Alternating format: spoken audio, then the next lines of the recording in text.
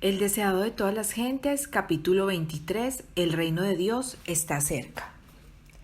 Jesús vino a Galilea predicando el evangelio del reino de Dios y diciendo: el tiempo es cumplido y el reino de Dios está cerca, arrepentíos y creed al evangelio. La venida del Mesías había sido anunciada primeramente en Judea. En el templo de Jerusalén, el nacimiento del precursor había sido predicho a Zacarías mientras oficiaba ante el altar. En las colinas de Belén los ángeles habían proclamado el nacimiento de Jesús. A Jerusalén habían acudido los magos a buscarle. En el templo Simeón y Ana habían atestiguado su divinidad. Jerusalén y toda Judea habían escuchado la predicación de Juan el Bautista, y tanto la diputación del Sanedrín como la muchedumbre habían oído su testimonio acerca de Jesús. En Judea, Cristo había reclutado sus primeros discípulos. Allí había transcurrido gran parte de los comienzos de su ministerio. La manifestación de su divinidad en la purificación del templo, sus milagros de sanidad y las lecciones de divina verdad que procedían de sus labios, todo proclamaba lo que después de la curación del paralítico en Betesda había declarado ante el Sanedrín: su filiación con el Eterno. Si los dirigentes de Israel hubiesen recibido a Cristo, los habría honrado como mensajeros suyos para llevar el Evangelio al mundo. A ellos fue dada primeramente la oportunidad de ser heraldos del reino y de la gracia de Dios, pero Israel no conoció el tiempo de su visitación. Los celos y la desconfianza de los dirigentes judíos maduraron en abierto odio y el corazón de la gente se apartó de Jesús. El Sanedrín había rechazado el mensaje de Cristo y procuraba su muerte. Por tanto, Jesús se apartó de Jerusalén, de los sacerdotes, del templo, de los dirigentes religiosos, de la gente que había sido instruida en la ley, y se dirigió a otra clase para proclamar su mensaje y congregar a aquellos que debían anunciar el evangelio a todas las naciones. Así como la luz y la vida de los hombres fue rechazada por las autoridades eclesiásticas en los días de Cristo, ha sido rechazada en toda generación sucesiva. Vez tras vez se ha repetido la historia del retiro de Cristo de Judea. Cuando los reformadores predicaban la palabra de Dios, no pensaban separarse de la iglesia establecida, pero los dirigentes religiosos no quisieron tolerar la luz, y los que la llevaban se vieron obligados a buscar otra clase que anhelaba conocer la verdad. En nuestros días, pocos de los que profesan seguir a los reformadores están movidos por su espíritu. Pocos escuchan la voz de Dios y están listos para aceptar la verdad en cualquier forma que se les presente. Con frecuencia, los que siguen los pasos de los reformadores están obligados a apartarse de las iglesias que aman para proclamar la clara enseñanza de la palabra de Dios. Y muchas veces, los que buscan la luz se ven obligados por la misma enseñanza a abandonar la iglesia de sus padres para poder obedecer. Los rabinos de Jerusalén despreciaban a los habitantes de Galilea por rudos e ignorantes, y sin embargo, estos ofrecían a la obra del Salvador un campo más favorable que los primeros. Eran más fervientes y sinceros, menos dominados por el fanatismo. Su mente estaba mejor dispuesta para recibir la verdad. Al ir a Galilea, Jesús no buscaba retiro o aislamiento. La provincia estaba habitada en ese tiempo por una población numerosa, con mayor mezcla de personas de diversas nacionalidades que la de Judea. Mientras Jesús viajaba por Galilea, enseñando y sanando, acudían a él multitudes de las ciudades y los pueblos. Muchos venían aún de Judea y de las provincias adyacentes. Con frecuencia se veía obligado a ocultarse de la gente.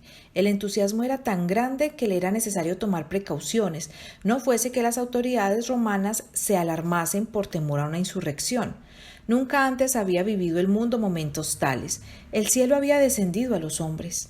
Almas hambrientas y sedientas, que habían aguardado durante mucho tiempo la redención de Israel, se regocijaban ahora en la gracia de un Salvador misericordioso.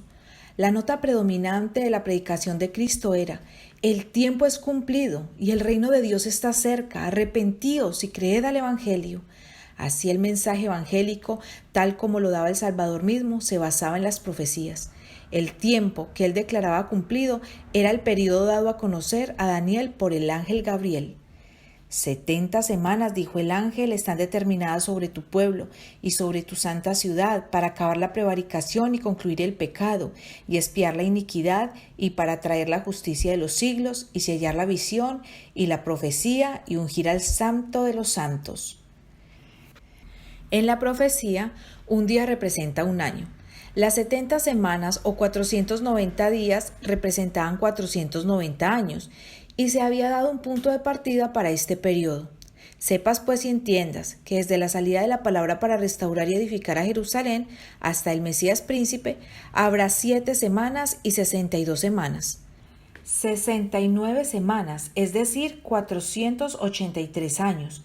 La orden de restaurar y edificar a Jerusalén, completada por el decreto de Artajerjes Longímano, entró a regir en el otoño del año 457 a.C. Desde ese tiempo, 483 años llegan hasta el otoño del año 27 de Jesucristo. Según la profecía, este periodo había de llegar hasta el Mesías, el ungido. En el año 27 de nuestra era, Jesús, en ocasión de su bautismo, recibió la unción del Espíritu Santo y poco después empezó su ministerio. Entonces fue proclamado el mensaje: el tiempo es cumplido.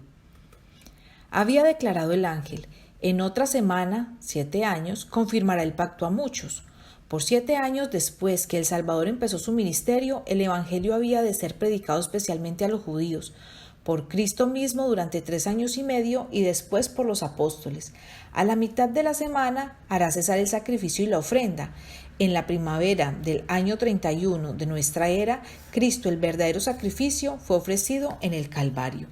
Entonces el velo del templo se rasgó en dos, demostrando que el significado y el carácter sagrado del ritual de los sacrificios habían terminado. Había llegado el tiempo en que debían cesar los sacrificios y las oblaciones terrenales. La semana 7 años terminó en el año 34 de nuestra era. Entonces, por el apedreamiento de Esteban, los judíos sellaron finalmente su rechazamiento del Evangelio. Los discípulos, dispersados por la persecución, iban por todas partes anunciando la palabra. Poco después se convirtió Saulo el perseguidor y llegó a ser Pablo el apóstol de los gentiles. El tiempo de la venida de Cristo, su ungimiento por el Espíritu Santo, su muerte y la proclamación del Evangelio a los gentiles habían sido indicados en forma definida. Era privilegio del pueblo judío comprender estas profecías y reconocer su cumplimiento en la misión de Jesús. Cristo instó a sus discípulos a reconocer la importancia del estudio de la profecía. Refiriéndose a la que fue dada a Daniel con respecto a su tiempo, dijo: el que lee, entienda. Después de su resurrección, explicó a los discípulos en todos los profetas lo que de él decían. El Salvador había hablado por medio de todos los profetas. El Espíritu de Cristo que estaba en ellos prenunciaba las aflicciones que habían de venir a Cristo y las glorias después de ellas. Fue Gabriel, el ángel que sigue en jerarquía al Hijo de Dios, quien trajo el mensaje divino a Daniel. Fue a Gabriel su ángel a quien envió Cristo para revelar el futuro al amado Juan, y se pronuncia una bendición sobre aquellos que leen y oyen las palabras de la profecía y guardan las cosas en ella escritas. No hará nada el Señor Jehová sin que revele su secreto a sus siervos los profetas. Aunque las cosas secretas pertenecen a Jehová nuestro Dios, las reveladas son para nosotros y para nuestros hijos por siempre. Dios nos ha dado estas cosas y su bendición acompañará al estudio reverente con oración de las escrituras proféticas.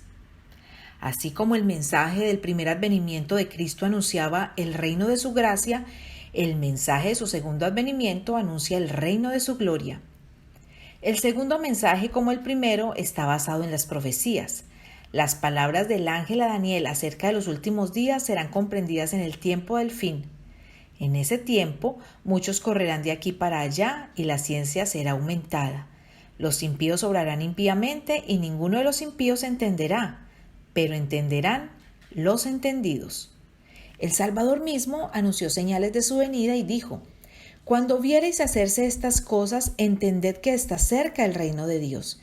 Y mirad por vosotros, que vuestros corazones no sean cargados de glotonería y embriaguez, y de los cuidados de esta vida, y venga de repente sobre vosotros aquel día. Velad pues, orando en todo tiempo, que seáis tenidos por dignos de evitar todas estas cosas que han de venir, y de estar en pie delante del Hijo del Hombre. Hemos llegado al periodo predicho en estos pasajes. El tiempo del fin ha llegado. Las visiones de los profetas están selladas, y sus solemnes amonestaciones nos indican que la venida de nuestro Señor en gloria está cercana. Los judíos interpretaron erróneamente y aplicaron mal la palabra de Dios y no reconocieron el tiempo de su visitación. Esos años del ministerio de Cristo y sus apóstoles, los preciosos últimos años de gracia concedidos al pueblo escogido, los dedicaron a tramar la destrucción de los mensajeros del Señor. Las ambiciones terrenales los absorbieron y el ofrecimiento del reino espiritual les fue hecho en vano. Así también hoy el reino de este mundo absorbe los pensamientos de los hombres y no toman nota de las profecías que se cumplen rápidamente y de los indicios de que el reino de Dios llega presto. Mas vosotros, hermanos, no estáis en tinieblas para que aquel día os sobrecoja como ladrón, porque todos vosotros sois hijos de luz e hijos del día, no somos de la noche ni de las tinieblas. Aunque no sabemos la hora en que ha de volver nuestro Señor, podemos saber que está cerca. Por tanto, no durmamos como los demás, antes velemos y seamos sobrios.